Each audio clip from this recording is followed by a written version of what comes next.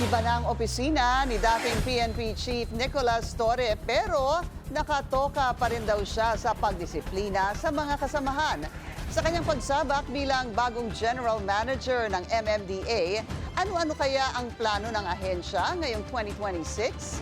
Alamin sa Agenda Report ni Just Ignacio. New Year, new plans na rin ang inilatag ng MMDA para sa taong 2026. Ayon kay MMDA Chairman Romando Artes, nais nila na ma-involve na rin sana sa planning, execution at implementation ng infrastructure projects ng Department of Public Works and Highways. Kabilang dyan ang mga para sa flood control. Kami ay makikipag-usap kay Secretary Dizon at makikipag-tie up dahil alam niyo naman ang DPWH ang gumagawa ng mga infrastructure projects insofar as flood control is concerned. Tine-turn over na lang yan sa atin pag nagawa na.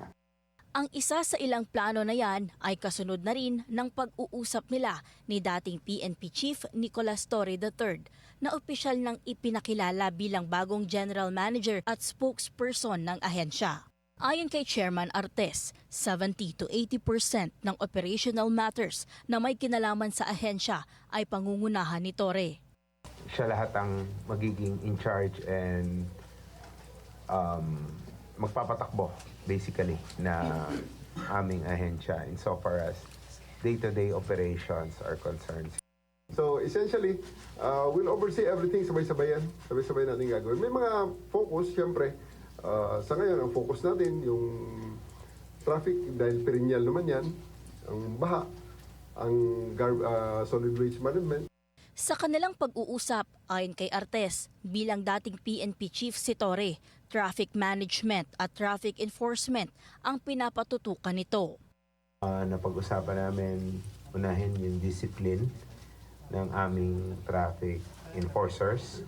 So, meron kami dito na yung kung tinatawag namin SIIO, yung nag-investigate at nag-observe ng performance ng ating mga enforcers. Yung mga gawa-gawa ng hindi maganda, sila yung nag-investigate, lalo-lalo na pag may reklamo. At yan ay sila yung nagkakaso. Aminado si Artes na marami na rin ang nakasuhan sa kanilang tauhan at sa ilalim ng pamumuno ni Torre, mas magiging strikto ito at mas magiging maigting ang imbestigasyon. I-review din daw ni Torre ang mga lugar kung saan pwede pa mag-improve ang pagmamando ng trapiko, katulad na lamang ng Marcos Highway, Commonwealth Avenue at iba pa. Naging usap-usapan naman sa social media na tila demotion ang posisyon ni Torre ngayon. Sagot naman ng dating PNP chief dito. Kayo na naman nagsabi niyan eh. Gaya ng sabi ko, di ba?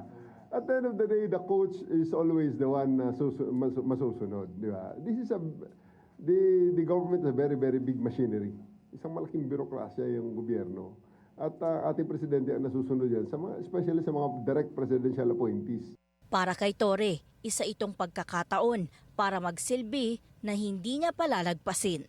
Para sa Agenda, Just Ignacio, Billionaire News Channel.